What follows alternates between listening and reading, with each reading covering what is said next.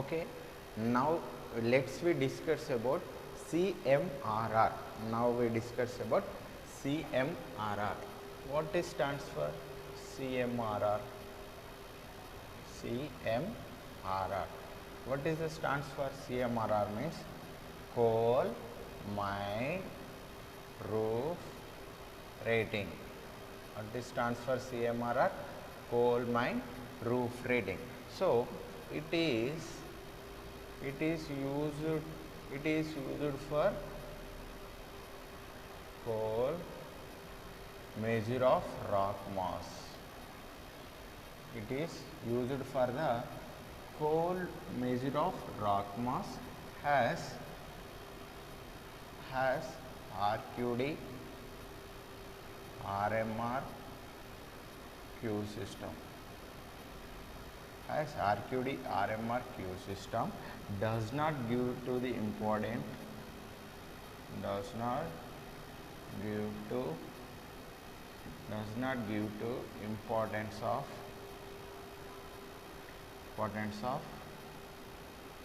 first one ఏంటిది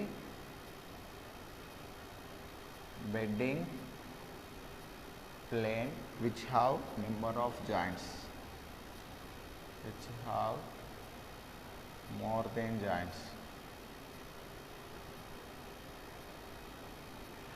next ఏంటిది roof rock అంటే ఏముంటుంది sand stone either shale etcetera which have the number of layers compared to joints. Next ఏంటిది stability of rock, stability of rock is rock mass is completely different, is completely different. So what is CMRR? Actually CMRR అంటే ఏంటిదంటే coal mine roof rating. Coal mine roof rating. It is used for the coal measure of rock mass కి use చేస్తాం. ఈ ఏమేమైతున్నాయో RQD, RMR, Q system ఏంటంటే RQD, RMR, Q system ఏవైతే it does not give the importance to ఏదైనా importance ఇవ్వంటే bedding plane which have the more than joints. Bedding planes ఉంటాయి, bedding planes which have the more than joints ఉన్న దానికి importance ఇవ్వదు. మనకు roof రాక్లో ఏమేమి ఉంటుంది శాండ్ స్టోన్ ఉండొచ్చు, ఐదర్ షేల్ అని ఉండొచ్చు, ఐదర్ శాండ్ స్టోన్ ఉండొచ్చు, ఐదర్ షేల్ అని ఉండొచ్చు. Have the number of layers compare to the joints. ఇవి ఎట్లుంటాయి number of layers compare to joints. So దీనికి కూడా ఇది RQD, RMR, Q సిస్టమ్ అనేది ఇంపార్టెన్స్ ఇవ్వదు. ఇంకేంటిది stability of rock mass is completely different ఉన్నప్పుడు కూడా RQD, RMR, Q సిస్టమ్ అనేది వాటికి does not gives to the any importance దానికి ఇవ్వదు. సో ఈ మూడిటికి ఇవ్వదు. Next we discuss about CMR calculation. Next we discuss about CMR calculation. So CMR calculation ఏంటంటే CMRR calculation. CMRR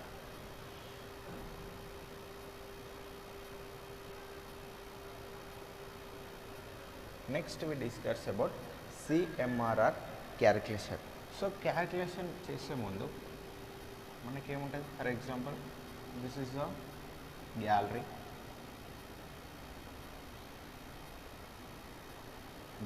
are level whatever it may be.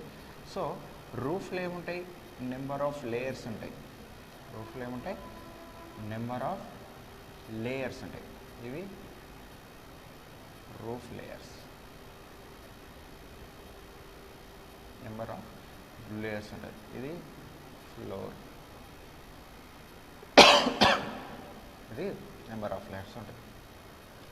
So CMRR క్యాల్కులేషన్కి వచ్చేసరికి మనం ఏం చేస్తామంటే CMRR క్యాల్కులేషన్ వచ్చేసరికి roof is divided into multiple layers. First point ఏంటిది, roof అనేది divided into multiple layers.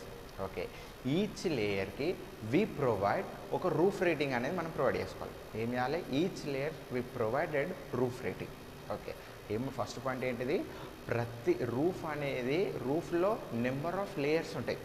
ఏముంటుంది, roof is divided into multiple layers. రూఫ్లో నెంబర్ ఆఫ్ లేయర్స్ ఉంటాయి.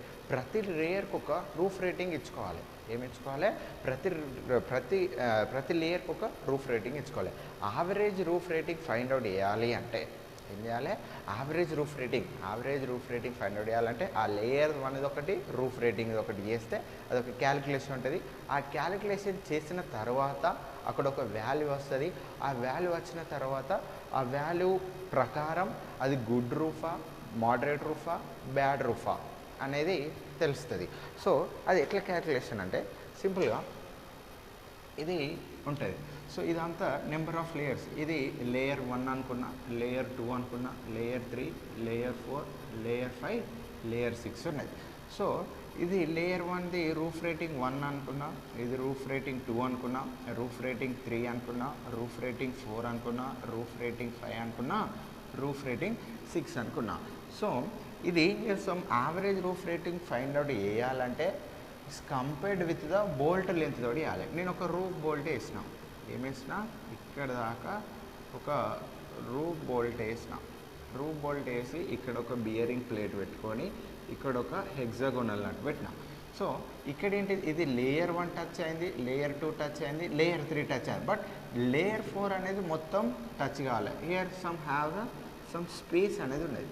సో అది ఎక్కడ దాకా టచ్ అయిందో అక్కడ దాకా నేను ఏం తీసుకున్నా, ఎస్ అనేది తీసుకున్నా. Either assume S R A R B whatever it may be, ఒక ఎస్ అనేది తీసుకున్నా. ఎందుకంటే ఇది మొత్తం రూఫ్ లేయర్ 4 అనేది మొత్తం టచ్ కాలే. ఏది, నా బోల్ట్, నేను ఏదైతే రూఫ్ బోల్ట్ వేస్తున్నానో ఆ రూఫ్ బోల్ట్ అనేది లేయర్ 4 అనేది మొత్తం టచ్ కావాలి. ఎక్కడ దాకా టచ్ అయింది, జస్ట్ ఒక మిడ్ పాయింట్ దాకా టచ్ అయింది. ఆ మిడ్ పాయింట్ నుంచి లేయర్ 3 దాన్ని నేను అజ్యూమ్ చేసుకున్నా, దాన్ని ఎస్ అనుకున్నా.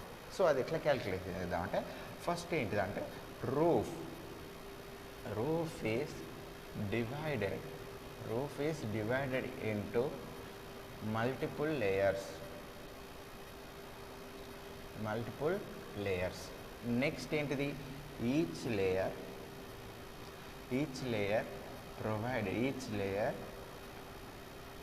Provided with roof rating. దీన్ని ఏమంటామంటే ఆర్ఆర్. ఓకేనా, each layer. Average roof rating ఎట్లా ఫైండ్ అవుట్ చేయాలంటే, average roof rating is determined with the compared. Average roof rating is determined with combination of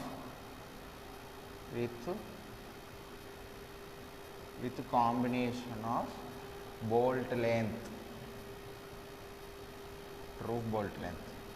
ఓకేనా, రూఫ్ బోల్ట్ లెంత్ తోటి average roof rating is determine with combination of bolt length. Average roof rating ఎట్లా find out చేయాలి, average roof rating first ఏమైంది, layer 1 touch అయింది. Layer 1 యొక్క roof rating ఎంత, RR1 into plus.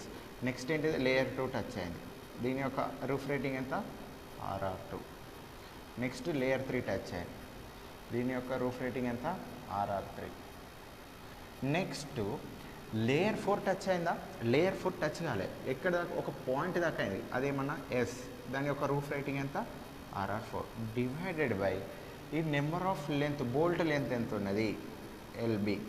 ఇక్కడ bolt length LB is nothing but LB is equal to ఎంత అంటే bolt length. So ఇక్కడ ఏమైంది, నువ్వు మైండ్లోకి వెళ్ళిన తర్వాత, ఫర్ ఎగ్జాంపుల్ మైండ్లోకి వెళ్ళిన తర్వాత నువ్వేం నిల్చుంటావు, ఒక ప్లేస్లో నిల్చుంటావు, కింద చూస్తే ఫ్లోర్ ఉంటుంది, పైన చూస్తే రూఫ్ ఉంటుంది. You should ask this is a good రూఫా, బ్యాడ్ రూఫా, మోడరేట్ రూఫ్ అనేది నువ్వు తెలుసుకోవాలంటే first of all you should know this matter. First of all, you should know this matter. If you know this calculation, then you will easily find out. ఇక్కడ ఏం చేస్తాం, ఈ calculation వచ్చేది, ఈ క్యాలిక్యులేషన్ చేస్తే దీనికి ఒక వాల్యూ ఇస్తాడు. లేయర్ 1 ఒకటి రూఫ్ రేటింగ్ అంతా ఇచ్చిన తర్వాత బోల్ట్ లెంత్ అనేది ఇస్తాడు. ఇచ్చిన తర్వాత దీనికి ఒక వాల్యూ వస్తుంది. ఇదేం చేస్తాం, ఇక్కడ క్యాలిక్యులేషన్ చేసినప్పుడు మనం న్యూమరికల్ కొన్ని చేస్తాం, అందులో చూద్దాం. సో ఇక్కడ మొత్తం చేసిన తర్వాత ఒక వాల్యూ వస్తుంది. ఈ వాల్యూ వచ్చిన తర్వాత ఈ వాల్యూ మరి ఇది గుడ్డా బ్యాడ్ అనేది మనకి ఎట్లా తెలుస్తుంది అంటే, ఫర్ ఎగ్జాంపుల్ వాల్యూ వస్తుంది. వాల్యూ వచ్చిన తర్వాత ఆ వాల్యూ అనేది less than 45 to 65, more than 65. ఇదేంటిది వీక్ రూఫ్, ఇది మోడరేట్ రూఫ్, ఇది గుడ్ రూఫ్. ఓకేనా? మనం ఎట్లా చేయచ్చు, మనం మైండ్లోకి వెళ్ళిన తర్వాత ఇది గుడ్ రూఫా, వీక్ రూఫా, మోడరేట్ రూఫ్ అనేది ఎట్లా క్యాలిక్యులేట్ చేస్తామంటే, by calculating of average roof rating calculation చేసిన తర్వాత, లేయర్ 1 రూఫ్ రేటింగ్ ఇది క్యాలిక్యులేషన్ చేసిన తర్వాత ఇక్కడ ఏమవుతుంది, ఒక వాల్యూ అని వస్తుంది. ఈ వాల్యూ అనేది లెస్ దెన్ 45 ఉంటేనేమో వీక్ రూఫ్, 45 to 65 ఉంటేనేమో మోడరేట్ రూఫ్, మోర్ దెన్ 65 ఉంటేనేమో గుడ్ రూఫ్. సో ఈ విధంగా మనము అక్కడ ఉన్న రూఫ్ అనేది గుడ్డా, మోడరేటా, గుడ్డా, బ్యాడా అనేది వి విల్ డిస్కస్. ఇది నెక్స్ట్ ఏంటిదంటే,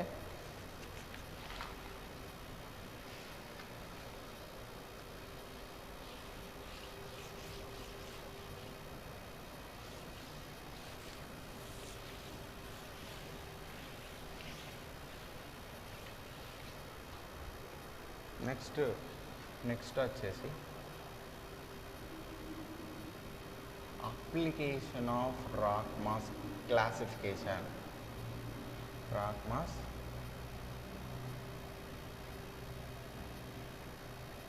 ఏంటిది, అప్లికేషన్ ఆఫ్ రాక్ మాస్ క్లాసిఫికేషన్లో ఇందులో ఒకటి 2 రాక్ మాస్ స్ట్రెంగ్త్. నెక్స్ట్ ఏంటి, stand up time.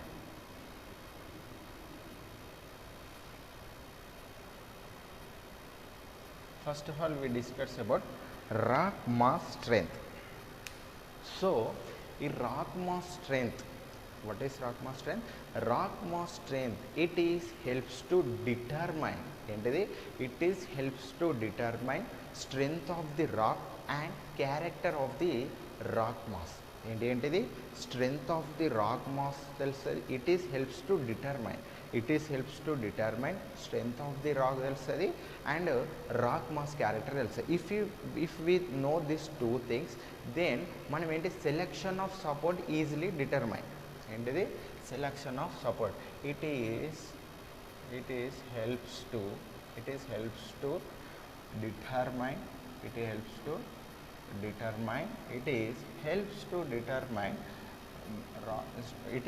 to determine strength of the rock mass,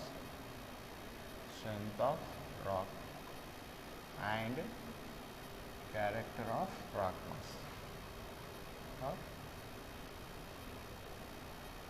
mass. Easy తర్వాత ఏం చేస్తుంది, the selection of support easily determined. Selection of support is determined.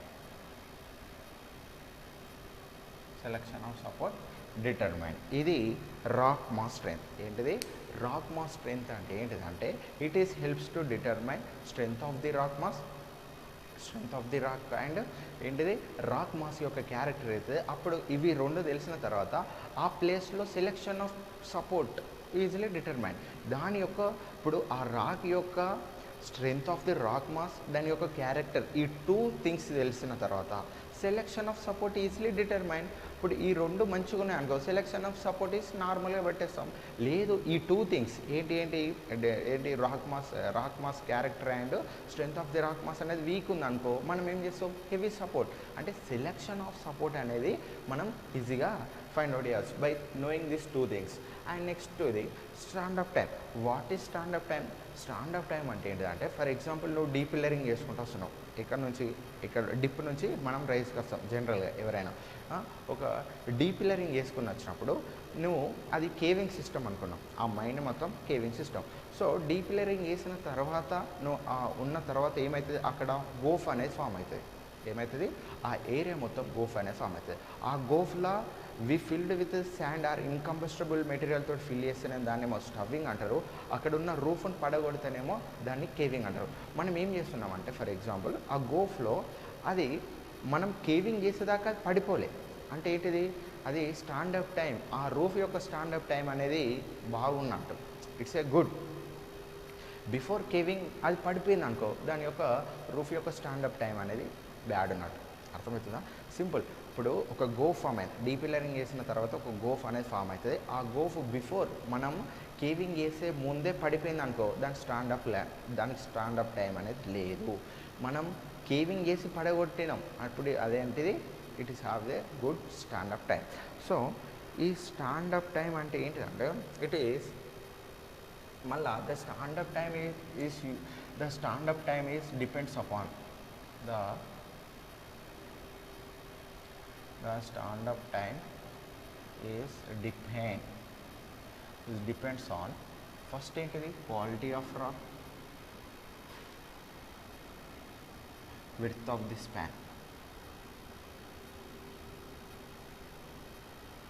next ఏంటి, high RMR,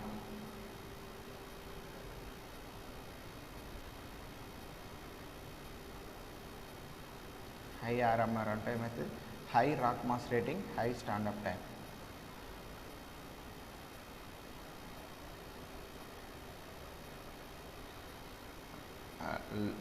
smaller excavation,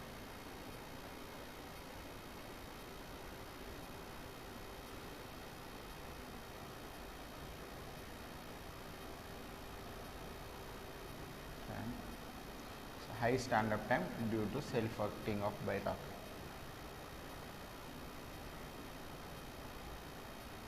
Support on rock.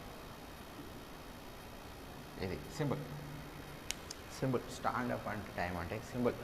ఏం చేస్తున్నాం, అది caving చేసి అది పెట్టినాం.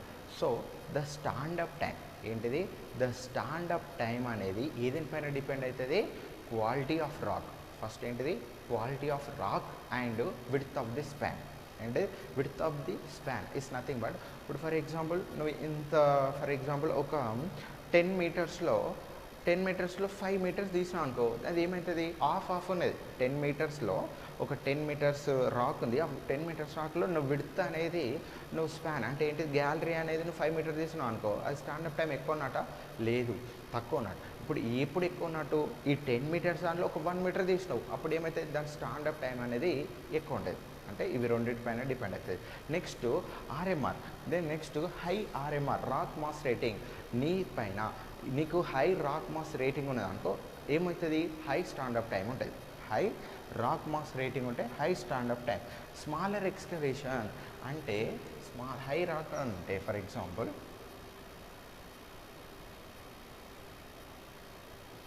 ఇక్కడ ఆర్ఎంఆర్ వాల్యూ వచ్చేసి 65, ఇది ఏ అనుకో, ఇది బి అనుకో. ఇక్కడ ఆర్ఎంఆర్ వాల్యూ వచ్చేసి 75. ఇప్పుడు ఏమవుతుంది, B is greater than A stand up టైంలో. ఎక్స్కవేషన్లో స్మాలర్ ఎక్స్కవేషన్లో 1 మీటర్ ఎక్స్కవేషన్ చేసినావు, 2 మీటర్ ఎక్స్కవేషన్ చేసినావు. ఇది ఏ, ఇది బి. ఇందులో ఏంటిది, ఏ ఈజ్ గ్రేటర్ దెన్ బి.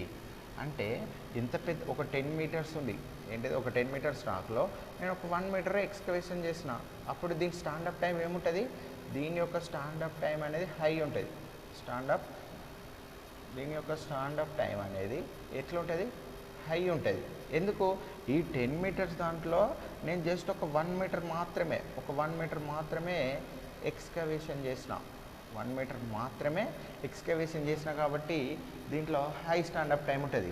లేదు 9 మీటర్స్ ఎక్స్కవేషన్ చేసింది అనుకో, దీనికి స్టాండప్ టైం అనేది తక్కువ ఉంటుంది, లో ఉంటుంది.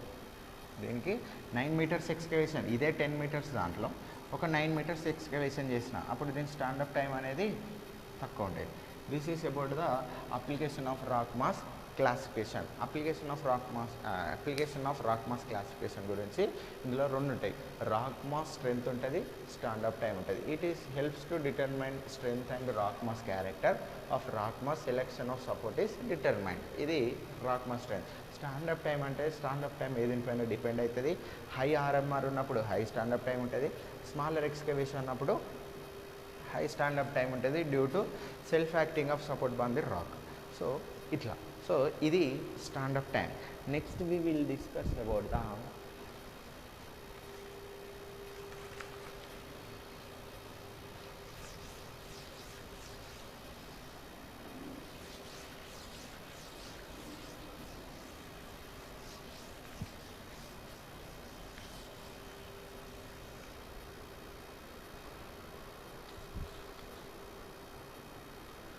next we will discuss what is stress.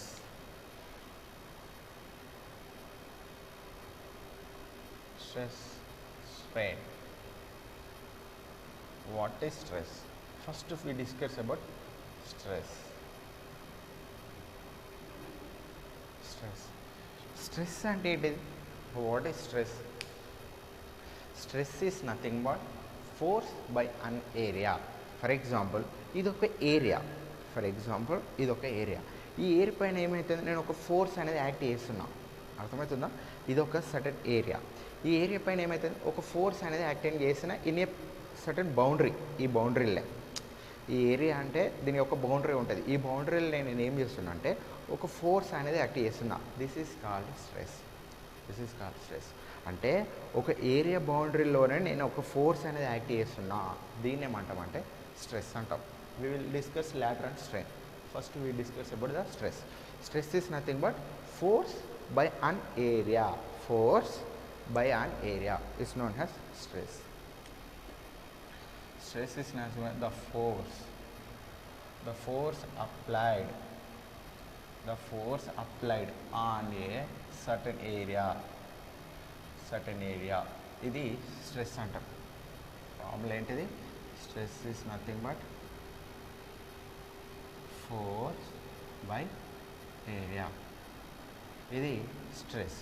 So స్ట్రెస్లో ఫస్ట్ వన్ జియోఫీల్డ్ స్ట్రెస్ అనేది ఒకటి ఉంటుంది. ఏంటిది? Geofield stress. What is this geofield stress is classified into two types. ఒకటి ఇన్సూట్ స్ట్రెస్, ఒకటి ఇండ్యూస్డ్ స్ట్రెస్, ఒకటి in situ stress. Geofield stress is classified into two. ఒకటి in situ stress, ఒకటి induced stress. What is in situ stress అంటే pre excavation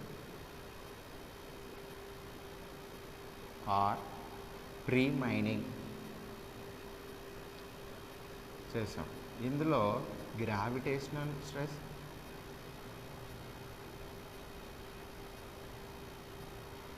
tectonic stress, residual stress. ఓకేనా? This is first of all we discuss about ఏంటిది in situ stress. అసలు in situ stress అంటే ఏంటిది? First of all in situ stress అంటే ఏంటిది? We will discuss about in situ stress. In situ stress అంటే ఏంటిదంటే, for example ఇది సర్ఫేస్. నాకేమున్నది, ఇక్కడ ఒక కోల్ బాడీ ఉంది, ఇక్కడ ఏమున్నది, ఒక కోల్ బాడీ ఉంది. ఇక్కడ నుంచి ఏమున్నాయి, ఇట్లా నెంబర్ ఆఫ్ లేయర్స్ అనేటివి ఉంటాయి. ఇదంతా rock, what ever it may B, ఇది ఒక రాక్. సో నేను ఇక్కడ సర్ఫేస్ పైన ఉన్నా. సో దీనిపైన ఈ కోల్ బాడీ పైన ఎంతో కొంత స్ట్రెస్ అయితే పడదా? ఎస్. బిఫోర్ ఎక్స్ప్రెషన్ అంటే ఈ పోర్ట్ పైన స్ట్రెస్ అనేది యాక్ట్ అవుతుంది. ఇట్లా ఈ కోల్ బాడీ పైన స్ట్రెస్ అనేది యాక్ట్ అవుతుంది. అప్పుడు ఆ స్ట్రెస్ని ఏమంటాం? In situ stress. అంటే మనం ఈ కోల్ బాడీ అక్కడ ఉన్నదా లేదా, pre mining or pre excavation, మనం ఇంకా దీన్ని టచ్ చేయలే, ఇంకా ఏం చేయలే. ఈ కోల్ బాడీని అసలు మనం టచ్ చేయలే, మనం ఎక్స్కవేషన్ చేయలే, అసలు మనకు తెలియదు. కాకపోతే అక్కడ ఒక స్ట్రెస్ యాక్ట్ అవుతుంది, దాన్ని ఏమన్నాం? ఇన్సూట్ స్ట్రెస్ అన్నాం. అంటే ప్రీ మైనింగ్, ఇక్కడ చూడు, pre excavation or pre mining. మనం ఎక్స్కవేషన్ చేసే ముందు ఆర్ మనం తీసే ముందు ఆర్ అక్కడ ఉన్నదానికి పడేది అంటే దాన్ని మనం ఇంతవరకు టచ్ చేయలే, కాకపోతే దానిపైన ఒక స్ట్రెస్ అనేది యాక్ట్ అవుతుంది. ఆ స్ట్రెస్ని ఏమంటామంటే ఇన్స్టిట్యూట్ స్ట్రెస్ అంటాం. ఆ స్ట్రెస్ని ఏమంటే pre mining or pre excavation, మనం ఎక్స్కే చేసే ముందు ఆర్ మనం మైనింగ్ చేసే ముందు దానిపైన ఒక స్ట్రెస్ అనేది యాక్ట్ అవుతుంది. ఆ స్ట్రెస్ని ఏమన్నామంటే ఇన్స్టిట్యూట్ స్ట్రెస్ అన్నాం. అది ఇన్స్టిట్యూట్ స్ట్రెస్, ఇది ఇన్స్టిట్యూట్ స్ట్రెస్. మనం ఇండ్యూస్డ్ స్ట్రెస్ అంటే ఏంటిదంటే ఇండ్యూస్డ్ స్ట్రెస్లో ఆఫ్టర్ ఎక్స్కవేషన్ ఏంటి, after excavation institute stress is disturbed. Institute stress is disturbed. New stress is applied or erected. అర్థమవుతుందా? ఇక్కడ ఏమైందంటే ఇండ్యూస్డ్ స్ట్రెస్ అంటే ఏంటి, సింపుల్, దానికి అపోజిట్గానే. ఇప్పుడు ఇన్స్టిట్యూట్ స్ట్రెస్ అంటే ఏంటిది, మనం pre mining or pre excavation, మనం ఇంకాడికి వెళ్ళలే, మనం ఏం చేయలే, ప్రీ మైనింగ్ చేయలే, ప్రీ ఎక్స్కవేషన్ చేయలే, అప్పుడు ఆ బాడీ పైన ఆ కోల్ బ్లాక్ పైన పడే స్ట్రెస్ని ఏమన్నామంటే ఇన్స్టిట్యూట్ స్ట్రెస్ అన్నాం. సో ఇప్పుడు ఏం చేసిన ఇండ్యూస్డ్ స్ట్రెస్ అంటే ఏంటిదంటే నేను ఎక్స్కవేషన్ ఏం చేసిన ఆ కోల్ బ్లాక్ ఏదైతుందో ఒక సర్టెన్ వరకు నేను ఎక్స్కవేషన్ చేసి నేను కోల్ తీసుకున్న తర్వాత ఏమవుతుంది, అక్కడున్న ఇండ్యూస్డ్ స్ట్రెస్ అనేది డిస్టర్బ్ అవుతుందా, అక్కడున్న ఇండ్యూస్డ్ స్ట్రెస్ డిస్టర్బ్ అయ్యి అక్కడ ఏమవుతుంది వేరే స్ట్రెస్ ఒకటి క్రియేట్ అవుతుందా, దాన్ని ఏమంటామంటే ఇండ్యూస్డ్ స్ట్రెస్ అన్నాం. అక్కడున్న ఇన్స్టిట్యూట్ స్ట్రెస్ అనేది డిస్టర్బ్ అయ్యి కొత్త స్ట్రెస్ అనేది యాక్ట్ అవుతుంది. It's is called induced stress. Simple. ఇక్కడున్న ఇప్పుడు ఇది ఉంది, ఈ బ్లాక్ ఉంది, ఈ బ్లాక్ నేను ఇట్లా ఎక్స్కవేషన్ చేసినప్పుడు ఇక్కడ ఏమవుతుంది, ఇక్కడున్న ఇన్స్టిట్యూట్ స్ట్రెస్ అనేది డిస్టర్బ్ అయ్యి ఇక్కడ ఒక కొత్త స్ట్రెస్ అనేది యాక్ట్ అవుతుంది. దాన్ని ఏమన్నామంటే ఇండ్యూస్డ్ స్ట్రెస్ అన్నాం. దాన్ని ఏమన్నాం induced stress. Next coming to ఇది జియోఫిల్ స్ట్రెస్లో institute stress, induced stress. Next వచ్చేసి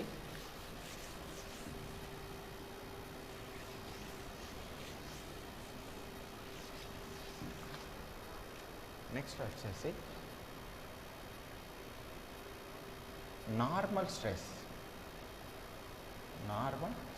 డినోటెడ్ బై సిగ్మా. నెక్స్ట్ వచ్చేసి shear stress tau, it is denoted by tau. What is normal stress? Is nothing but ఒక body ఉంది, ఒక 2D black తీసుకున్నా, ఈ 2D black పైన పర్పెండిక్యులర్గా ఫోర్స్ అనేది యాక్ట్ అవుతుంది. ఈ 2D బ్లాక్ పైన ఏమవుతుంది, పర్పెండిక్యులర్గా ఫోర్స్ అనేది యాక్ట్ అవుతుంది. దీన్ని ఏమన్నాం నార్మల్ స్ట్రెస్ అన్నాం. ఇది పర్పెండిక్యులర్గా ఫోర్స్, దీన్ని ఏమన్నాం normal stress. What is shear stress అంటే ఏంటంటే ఒక బాడీ పైన ఉన్నది, దీనికి ప్యారలల్గా స్ట్రెస్ అనేది యాక్ట్ అవుతుంది. ఏమవుతుంది, దీనికి ప్యారలల్గా స్ట్రెస్ యాక్ట్ అవుతుంది. దీన్ని ఏమన్నాం shear stress. Simple. Normal stress, shear stress అంటే పెద్ద అదేం కాదు. నార్మల్ స్ట్రెస్ అంటే ఏంటంటే ఒక బ్లాక్ ఉంది, అది ఏదన్నా తీసుకో, ఒక బ్లాక్ ఉంది, ఆ బ్లాక్ పైన పర్పెండిక్యులర్గా ఫోర్స్ అనేది యాక్ట్ అవుతుంది. పర్పెండిక్యులర్ అంటే ఏంటి ఉంటుంది, 90 degreesలా ఉంటుంది. సో పర్పెండిక్యులర్గా ఫోర్స్ యాక్ట్ అవుతుంది. ఆ ఫోర్స్ని ఏమన్నాం నార్మల్ స్ట్రెస్, ఆ స్ట్రెస్ని ఏమన్నాం నార్మల్ స్ట్రెస్ అన్నాం.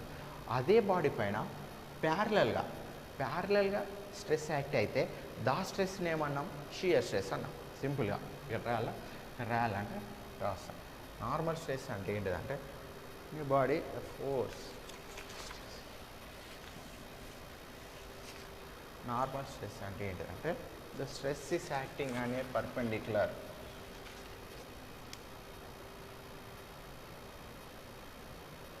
the normal force or stress.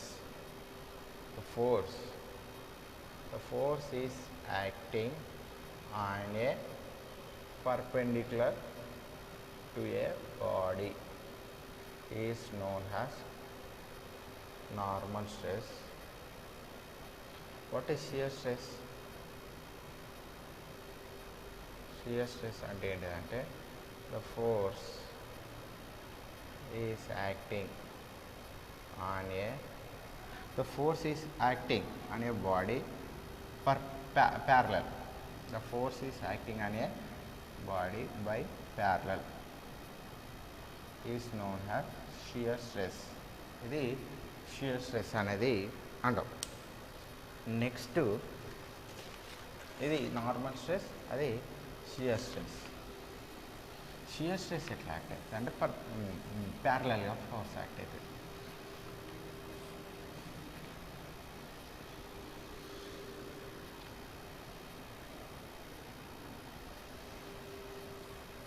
Next in situ ఇంకొక నెక్స్ట్ వచ్చేసి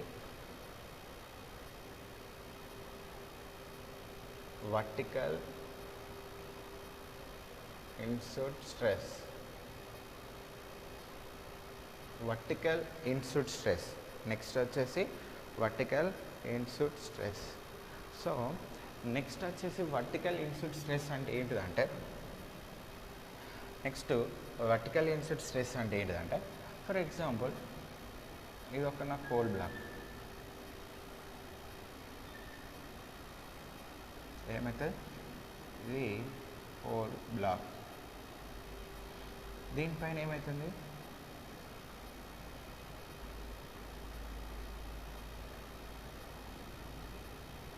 ఒక వర్టికల్గా ఒక స్ట్రెస్ అనేది యాక్ట్ అవుతుంది. ఏమవుతుంది వర్టికల్ ఇన్సుట్ స్ట్రెస్. ఈ కోల్ బ్లాక్ పైన సింపుల్గా చెప్తే ఈ కోల్ బ్లాక్ పైన వర్టికల్గా ఎంత ఫోర్స్ అనేది యాక్ట్ అవుతుంది తెలుసుకోవడమే ఈ vertical in situ stress. What is mean by in situ stress?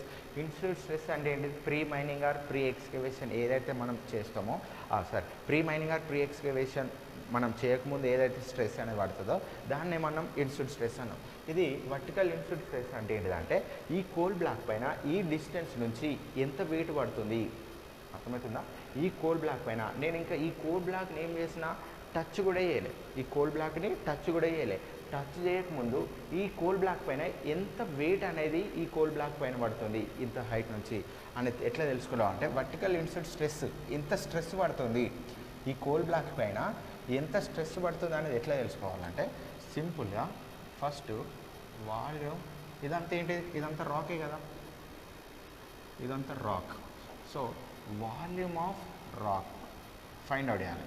Volume of rock ఏంటిది?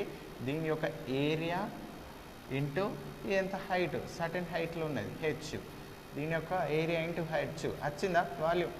ఏరియా యొక్క యూనిట్స్ మీటర్ స్క్వేరు, హైట్ యొక్క యూనిట్స్ మీటర్, మొత్తం ఏమొచ్చింది మీటర్ క్యూబ్లలో వచ్చింది. మీటర్ క్యూబ్లలో వచ్చింది అంటే ఏంటి అది వాల్యూమ్. నెక్స్ట్ దీని యొక్క వెయిట్ కావాలి, weight of the rock. Weight of rock ఏంటిది? వెయిట్ ఆఫ్ రాక్ ఏంటి ఎట్లా ఫైండ్ అవుట్ చేస్తావు? ఏరియా ఇంటూ దాని యొక్క హైట్ ఇంటూ ఏంటిది డెన్సిటీ ఆఫ్ రాక్. ఇదేంటిది మీటర్ క్యూబ్ ఇంటూ ఇదేంటి డెన్సిటీ అంటే ఏంటి ton per metre cube. Metre cube cancel. Weight of the rock ఎందులో వచ్చింది? టన్నులలో వచ్చింది. వెయిట్ ఆఫ్ ది రాక్ ఎందులో వచ్చింది? టన్నులలో వచ్చింది. నెక్స్ట్ వచ్చింది ఓకే ద ఇక్కడ ఏమవుతుంది కోల్స్. నెక్స్ట్ ఏంటిది the force on a coal surface. The force on a cold surface by rock mass ఎంత పడుతుంది? The force on a coal surface.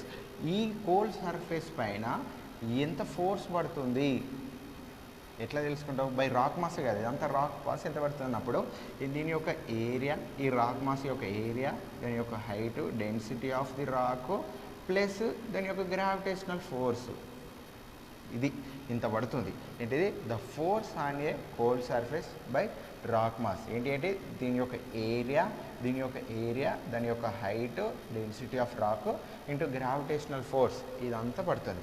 So ఇక్కడ నేను ఏం చేయాలి? నార్మల్ స్ట్రెస్ ఫైండ్ అవుట్ చేద్దాం అనుకున్నాను. ఫర్ ఎగ్జాంపుల్ ఏంటిది నార్మల్ స్ట్రెస్ ఫైండ్ అవుట్ చేద్దాం అనుకున్నాం. What is the normal stress? జనరల్గా ఫోర్స్ బై అన్ ఏరియా. ఈ ఫోర్స్ ఏంది? ఇదే కదా. ఈ కోల్ బ్లాక్ యొక్క నార్మల్ స్ట్రెస్ ఫైండ్ అవుట్ చేద్దామన్నప్పుడు దీని మీద వచ్చే ఫోర్స్ ఇదే కదా. The force on a coal surface by rock mass. Force ఏంటిది? Area into height into density into gravity by area. ఈ area get cancel. Normal stress is equal to ఏంటిది? ρGH. This is the find of the normal stress of the coal block. Simple ఏం లేదు. ఒక coal block ఉంది, ఏమన్నది ఒక for example surface నుంచే తీసుకో, సర్ఫేస్ నుంచి ఒక 30 మీటర్స్లో ఒక కోల్ బ్లాక్ అనేది ఫామ్ అయింది. ఏమైంది? సర్ఫేస్ నుంచి ఒక 30 మీటర్స్లో ఒక కోల్ బ్లాక్ అనేది ఫామ్ అయింది. ఆ కోల్ బ్లాక్ పైన ఎంత వెయిట్ పడుతుంది, ఇన్స్టిట్యూట్ స్ట్రెస్ అనేది ఎంత పడుతుంది అనేది మనం ఎట్లా క్యాలిక్యులేట్ చేయాలి? అర్థమవుతుందా? ఒక 30 మీటర్స్లో కోల్ బ్లాక్ ఉంది, ఆ కోల్ బ్లాక్లో ఇన్స్టిట్యూట్ స్ట్రెస్ అనేది ఎంత యాక్ట్ అవుతుంది అనేది మనం క్యాలిక్యులేషన్ చేయాలన్నప్పుడు ఆ కోల్ దాకా ఉన్న 30 మీటర్స్ యొక్క రాక్ ఉందా, ఆ రాక్ యొక్క ఏరియా తెలిసి ఉండాలి, ఆ ఎంత హైట్లో ఉన్నది తెలిసి ఉండాలి, ఆ రాక్ యొక్క డెన్సిటీ తెలిసి ఉండాలి. తెలుసున్నప్పుడు ఈ కోల్ బ్లాక్ పైన ఇన్స్టిట్యూట్ స్ట్రెస్ ఎంత యాక్ట్ అవుతుందో మనం ఈజీగా ఫైండ్ అవుట్ చేయవచ్చు. The force on a coal surface by the rock mass, area, height, density of rock, దాని యొక్క gravity. If know this data, ఈ డాటా ఇట్లా మనకు తెలిస్తే ఈ కోల్ బ్లాక్ పైన ఎంత స్ట్రెస్ యాక్ట్ అవుతుంది అనేది మనం ఈజీగా చెప్పచ్చు. ఈ కోల్ బ్లాక్ పైన అది సర్ఫేస్ నుంచా ఎక్కడి నుంచా something whatever it may be, కాకపోతే ఈ కోల్ బ్లాక్ పైన ఇన్స్టిట్యూట్ స్ట్రెస్ అనేది ఎంత పడుతుంది అనేది చెప్పడం మాత్రం చెప్పాలంటే ఈ యొక్క ఏరియా కావాలి, ఈ రాక్ యొక్క డెన్సిటీ కావాలి, ఈ రాక్ యొక్క హైట్ కావాలి, ఈ రాక్ యొక్క గ్రావిటేషనల్ ఫోర్స్ కావాలి. ఇది తెలిసినప్పుడు ఈ కోల్ బ్లాక్ పైన నాకు ఎంత ఇన్స్టిట్యూట్ స్ట్రెస్ యాక్ట్ అవుతుంది అనేది మనం ఈజీగా చెప్పచ్చు. దీనిపైన ఒక ప్రాబ్లం ఉంది, ఈ ప్రాబ్లం మనం న్యూమరికల్ అప్పుడు చూసుకుందాం. ఇది నెక్స్ట్ టాపిక్ వచ్చేసి ఇది స్ట్రెస్ అయిపోయింది. నెక్స్ట్ వచ్చేసి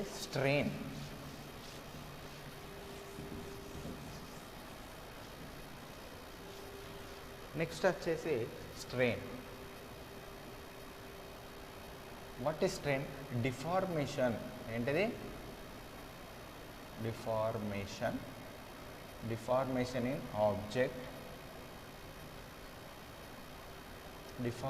in object due to stress is known as strain. Simple. Strain అంటే ఏంటిదంటే deformation in object due to stress. అంటే స్ట్రెస్ అప్లై చేయడం వల్ల ఆ ఆబ్జెక్ట్లో సంథింగ్ అది చేంజ్ అవుతుంది, అదే డిఫార్మేషన్. సింపుల్గా చెప్పాలంటే ఒక రబ్బర్ తీసుకో, పైసలు ఏదోటిగా రబ్బర్ తీసుకున్న తర్వాత ఒక 2 టెన్సైల్గా ఫోర్స్ యాక్ట్ చేస్తున్నాం. టెన్సైల్గా తెలుసు కదా, ఆపోజిట్ డైరెక్షన్లో. టెన్సైల్గా ఫర్ ఎగ్జాంపుల్ ఆ రబ్బర్ అనేది ఇట్లా ఉందన్న. ఫర్ ఎగ్జాంపుల్ ఇది ఒక రబ్బర్. ఈ రబ్బర్ తీసుకున్నాం. ఇది ఇనిషియల్గా దీని యొక్క 5 సెంటీమీటర్ ఉంది. దీని యొక్క మొత్తం 5 సెంటీమీటర్. నేను దీన్ని టెన్సైల్గా ఫోర్స్ యాక్ట్ చేసిన. ఇది టెన్సైల్గా స్ట్రెస్ అనేది ఇట్లా యాక్ట్ చేసిన. ఎట్లా? ఒక 10 సార్లు చేసిన. ఎంత? ఒక 10 టైమ్స్ చేసిన. 10 టైమ్స్ చేసిన తర్వాత ఆఫ్టర్ 10 టైమ్స్ ఇది ఏమైంది? ఇట్లా అయింది. అంటే అప్పుడు ఏమైంది? 6 సెంటీమీటర్కి అయింది. అంటే ఇక్కడ ఏమైంది? 1 సెంటీమీటర్ అనేది ఏమైంది? పెరిగింది. అంటే డిఫార్మేషన్ అనేది జరిగింది. ఎట్లా జరిగింది? ఇట్లా 10 టైమ్స్ స్ట్రెస్ అనేది అప్లై చేయడం వల్లనే కదా. ఏంటిది? స్ట్రెస్ అనేది అప్లై చేయడం వల్ల 5 సెంటీమీటర్ ఉన్న రబ్బర్ అది ఏమైంది? 6 సెంటీమీటర్ అయింది. అంటే 1 సెంటీమీటర్ అనేది డిఫార్మేషన్ జరిగింది. ఎలా జరిగింది? స్ట్రెస్ వల్ల. సో ఇది అదే deformation in object due to stress. నువ్వు ఏదైతే స్ట్రెస్ చేస్తావో ఆ బాడీలో ఉన్నది దాని యొక్క డిఫార్మేషన్ అనేది జరుగుతుంది. ఆ బాడీలో ఉన్నది ఆ ఆబ్జెక్ట్ ఏదైతే ఆబ్జెక్ట్ ఉన్నదో అది ఖచ్చితంగా డిఫార్మేషన్ అవుతుంది. నువ్వు స్ట్రెస్ అప్లై చేసినప్పుడు ఖచ్చితంగా స్ట్రెయిన్ కావాల్సిందే. డిఫార్మేషన్ అనేది ఆ బాడీలో ఆ ఆబ్జెక్ట్లో ఏదైతే కంప్రెసివ్గా చేస్తామన్నా, ఫర్ ఎగ్జాంపుల్ కంప్రెస్గా కింద నుంచి నార్మల్ స్ట్రెస్, పై నుంచి స్ట్రెస్ ఇట్లా అప్లై చేసినప్పుడు అది ఏమవుతుంది? ఇట్లా అవుతుంది. అంటే ఆ ఆబ్జెక్ట్ అనేది డిఫార్మేషన్, దాని యొక్క బాడీ అనేది చేంజ్ అవుతుంది. ఆ డిఫార్మేషన్ జరుగుతుందా, అదే స్ట్రెయిన్. ఈ స్ట్రెయిన్లో 2 టైప్స్ ఉంటాయి. ఒకటి plastic strain, next elastic strain. ఏంటిది? Plastic strain, elastic strain. What is the formula of strain? Strain యొక్క ఫార్ములా ఏంటిదంటే change in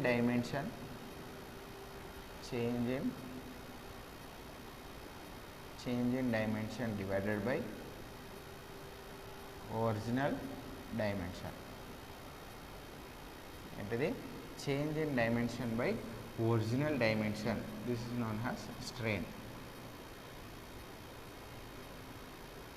this is known as strain. Next ఈ స్ట్రెయిన్ అనేది ఇది change in dimension by original dimension. Next compressive strain అయితే for example ఒక body ఉంది, దీన్ని ఏం చేసిన పైనుంచి కింద నుంచి ఫోర్స్ యాక్ట్ చేసిన, పైనుంచి కింద నుంచి స్ట్రెస్, ఇదేంటి స్ట్రెస్ యాక్ట్ చేసినప్పుడు ఇదేమైంది? ఇట్లా అయింది. ఏమైంది? పైనుంచి కింద నుంచి నేను ఇట్లా రెండు ఒత్తినప్పుడు అదేమవుతుంది? ఇట్లా జరిగింది. ఇదేమన్నాం? దీన్ని ఏం రాసుకోవచ్చు? Axial compression or longitudinal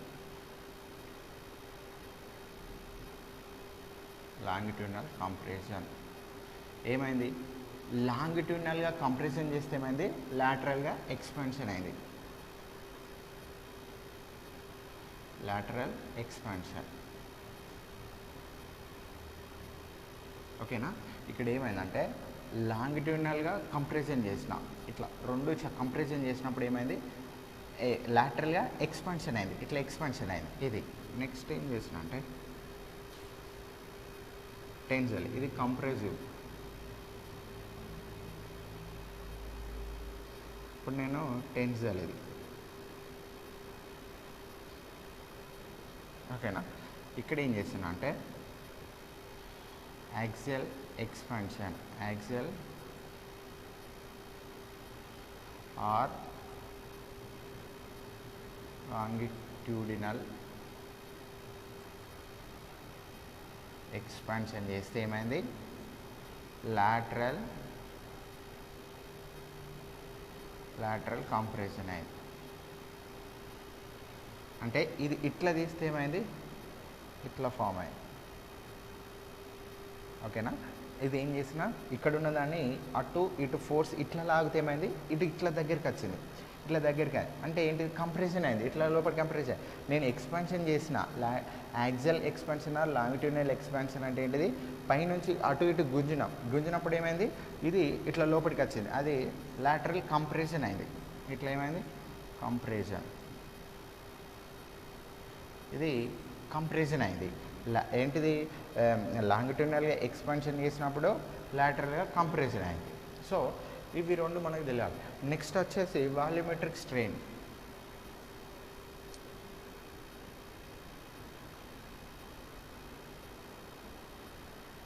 what is mean by volumetric strain? Volumetric strain అంటే ఏంటంటే change in volume divided by original volume. ఇది వాల్యూమెట్రిక్ స్ట్రెయిన్. నెక్స్ట్ ఏంటిది? పాయిజనస్ రేషియో ఏంటిది? lateral strain divided by longitudinal strain. ఏంటిది? పాయిజనస్ రేషియో ఏంటిదంటే lateral strain by longitudinal. ఇది longitudinal అంటారు. ఇట్లా ఉన్నదాన్ని హారిజంటల్ ఉన్నదాన్ని లాటరల్ అంటాం. వర్టికల్ ఉన్నదాన్ని లాంగిట్యూడినల్ అంటాం. సో ఇది పాయిజనస్ రేషియో, ఇది వాల్యూమెట్రిక్ రేషియో. సో మీకు ఈ స్ట్రెస్ అనేది ఎట్లా యాక్ట్ అయినప్పుడు స్ట్రెయిన్ ఏ విధంగా ఫామ్ అయింది, కంప్రెసివ్గా ఉన్నప్పుడు ఎట్లా ఫామ్ అయింది, టెన్సైల్గా ఉన్నప్పుడు ఎట్లా ఫామ్ అయింది. ఇది స్ట్రెయిన్. ఇది ఒక స్ట్రెస్ స్ట్రెయిన్ గురించి నేర్చుకున్నాం. ఇంకా మనం అకార్డింగ్ టు హూక్స్ లా ఉంటుంది, ప్రిన్సిపల్ స్ట్రెస్ ఉంటుంది, ప్రిన్సిపల్ స్ట్రెయిన్ ఉంటుంది, మోహర్ సర్కిల్ ఉంటుంది. We will discuss in the later. Okay, thank